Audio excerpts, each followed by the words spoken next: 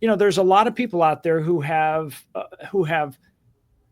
homes and their equity has grown, but maybe, some conditions have changed. Like, hey, I've had my house for 10 years. I really wish I had a new house because the kitchen or the bathroom or whatever. But they have those low rates and they're a little bit gun shy. So they're thinking, should I move? Should I refinance? What should I do?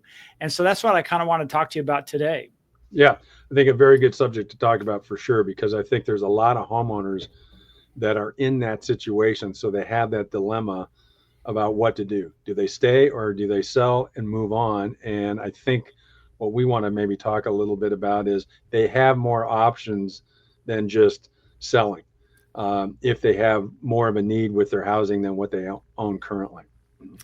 Yeah, and I think one of us, let's talk about some of the ideas when you have the equity. And I know you've talked about, tapping into equity. You did last week for investors, but now I want to talk about it for homeowners, not investors, but really, what can they do? So the first thing is tapping home equity without selling. And it says, more California homeowners are turning to equity financing as a smart way to stay put while still assessing the cash they need, whether it's for renovations, debt consolidation, or helping adult children buy their first home. What do you think about that? Well, first thing I would say on this bullet point is that last part of that clause is to help adult children get off the couch and buy their first home. But no, seriously. Yeah, that's the decision point that a lot of homeowners are at. And let me tell you something, because I looked up some stats that are pretty darn remarkable. In terms of equity lending, in the first quarter of 25, equity lending, or what they called HELOC and equity loan withdrawals, were surged, as the media calls it, 25 to nearly 25 billion.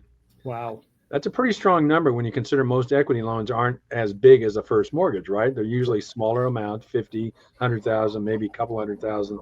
So that's a pretty remarkable increase. And in fact, it's the highest first quarter volume of equity lending since 2008. Wow. Of course, we all remember 2008 when people were pulling money. In fact, that's what's interesting about our current environment versus back right before the Great Recession. From the real estate market crash, is back in the early 2000s, people didn't hesitate to tap into their equity. In fact, they were doing it continually, repeatedly. In fact, in the industry, we would joke about how some homeowners were using their homes as an ATM machine. And they would pull out more equity like every 6 months or a year because home prices kept going up so quickly. And in fact, for the second quarter, it's predicted that home equity loan volume is going to double to 50 billion. Wow. Now, again, that sounds like a very big number, but at the same time, currently tappable equity in the U.S. residential housing stock is at about $11 trillion. Wow. And so when you look at these 25 billion in first quarter and second quarter of 25, it may get to 50 billion in home equity lending. Well, when you compare that to the available tappable equity of 11 trillion, even though that loan volume, which is a bright spot in the mortgage industry compared to first mortgages, be it purchases or refis, that amount, 25 billion, 50 billion, is minuscule compared to the amount of available equity that can be tapped.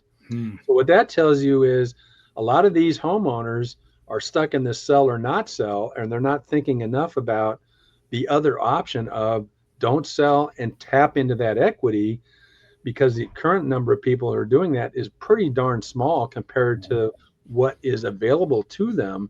And that's really what I think they need to realize, is that, if they want to sell because, their house is too small, they've got a kitchen that's outdated, they want to add another room or something, they have another option.